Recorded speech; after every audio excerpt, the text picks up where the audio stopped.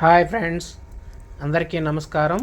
కొర్రమీను పులుసు ఎలా చేసుకోవాలో ఈ వీడియోలో చూసి మనం తెలుసుకుందాం. చాలా సింపుల్గా టేస్టీగా ఎలా చేయాలో మీకు ఈ వీడియోలో నేను చూపిస్తాను. పదండి ఇంక చూసేద్దాం. ఇవాళ కొర్రమీను పులుసు చేయాలనేసి 1 కిలో కొర్రమీను అయితే తీసుకున్నాను. ఈ కొర్రమీను ముక్కలలో ఇప్పుడు కొద్దిగా ఉప్పు వేసుకుందామండి. 1 టీ స్పూన్ పసుపు వేసుకుందాము. పసుపు వేసుకున్నాక ఇది ముక్కలన్నీ శుభ్రంగా క్లీన్ చేసుకుందామండి. మంచిగా తోముకొని క్లీన్ చేసి పక్కన పెట్టుకుందాం. ఇంకా చేపల పులుసు చేయాల్సిన విధానాన్ని మీకు ఎలా చేయాలో చూపిస్తానండి.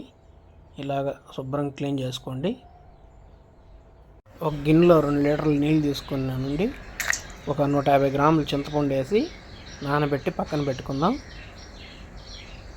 ఆనియన్ కట్ చేసుకుంటున్నానండి. కరివేపాకు ఒక 4 రెబ్బలు, తెల్లగడ్డలు వచ్చేసి ఒక 20 ముక్కలు, కొత్తిమీర కొద్దిగా, ఎండుమిరపకాయలు ఒక 5, ఒక టమాటా కట్ చేసుకున్నాను నైస్గా. ఆనియన్, కరివేపాకు, తెల్లగడ్డ, కొత్తిమీర, ఎండుమిరపకాయలు. ఇంకా ఎలా తయారు చేయాలో చూద్దాం.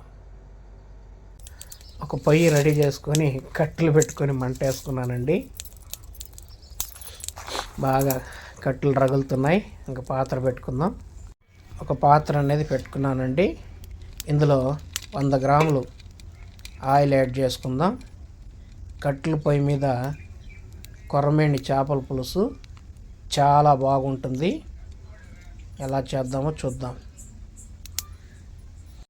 నూనె అనేది కాగిన తర్వాత ఉద్దుపప్పు, ఆవాలు, మెంతులు 1.5 టేబుల్ స్పూన్ వేసుకుందామండి. అలాగే ఎండుమిరపకాయలు ఒక 5 నుండి 6 వరకు ఇందులో వేసుకుందాము. ఇవి చిటపటాని అనేంత వరకు వేగనిద్దాం. వేగనిచ్చిన తర్వాత మనం కట్ చేసుకున్నట్టువి ఇందులో యాడ్ చేద్దాం. చూసారా, ఇలా చిటపటాన్ని వేగిన తర్వాత తెల్లగడ్డలు యాడ్ చేసుకుందాం. అలాగే కొద్దిగా కరివేపాకు ఇందులో యాడ్ చేసుకుందాం. తర్వాత సన్నగా తరుక్కున్న ఉల్లిపాయలు ఇందులో యాడ్ చేసుకునేద్దాం. ఇవన్నీ వేసుకున్నాక మంచిగా ఉల్లిపాయలు పచ్చివాసన పోయేంత వరకు కొద్దిసేపు వేపుకుందాం.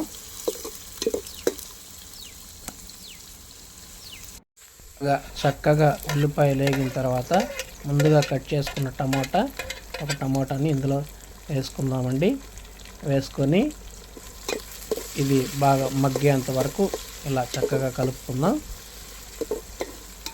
చూసారా, ఈ విధంగా కలుపుకుందాం. చక్కగా బాగా టమాటా, ఆనియన్ ఇవన్నీ మంచిగా మగ్గాలండి.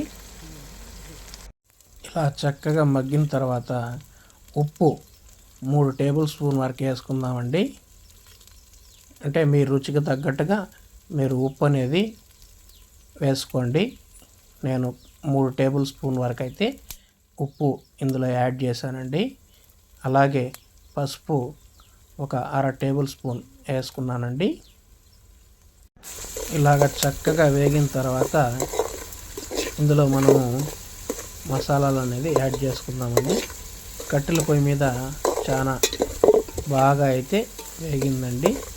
చూసారా, ఇప్పుడు ఇందులో కారపొడి 2 టేబుల్ స్పూన్,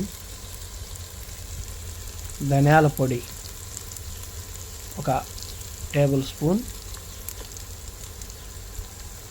వేసుకొని కలుపుకుందామండి. కొంచెం కలుపుకున్న తర్వాత చింతపండు రసం అనేది ఇందులో యాడ్ చేసుకుందామండి. ముందుగా మనం పిసికి పెట్టుకున్నాం కదా, ఆ చింతపండు రసాన్ని అయితే ఇందులో వేసేసుకుందాం. ఇంకా 15 నిమిషాల పాటు పులుసుని కాగనిద్దాం. చూసారా, ఈ పువ్వు ఏమన్నా మీకు తెలుసా అండి? ఇది మనోరంజన పువ్వు అండి. మన ఇంటి దగ్గర ఉన్న చెట్టు అండి ఇది. చూసారా ఎంత బాగా పూసిందో. చాలా స్మెల్ వస్తుందండి ఈ పువ్వు.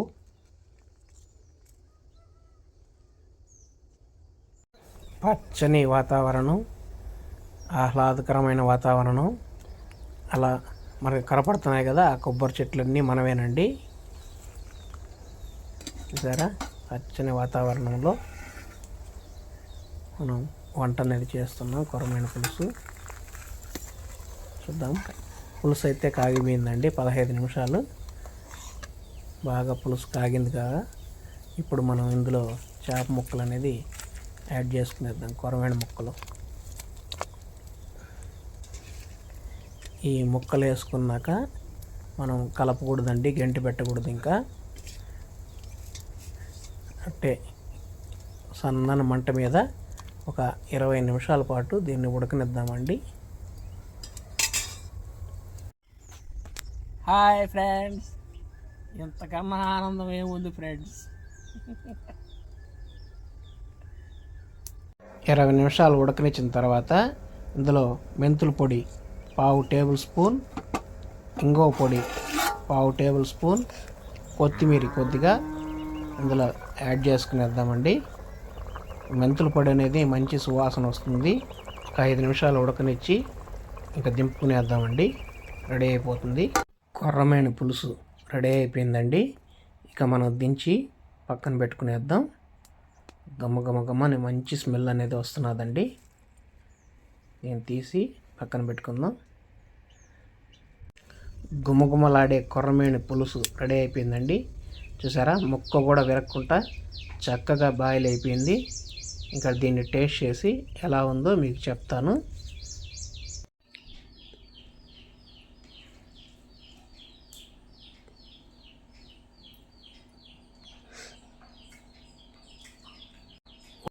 కొరమేను పులుసు అన్నం, వేడి అన్నం సూపర్ అండి. చాలా అంటే చాలా బాగుంది. మనము కట్టెల పొయ్యి మీద ఈ కొరమేను పులుసు చేయడం వల్ల చాలా అంటే చాలా అద్భుతమైన టేస్ట్ అనేది వచ్చిందండి. పర్ఫెక్ట్గా ఉంది. మీరు ట్రై చేయండి, మీకు చాలా బాగా నచ్చుతుంది. ఈ వీడియో కనుక మీకు నచ్చినట్లయితే లైక్ చేయండి, షేర్ చేయండి, కామెంట్ పెట్టండి, సబ్స్క్రైబ్ చేయండి. Bye friends.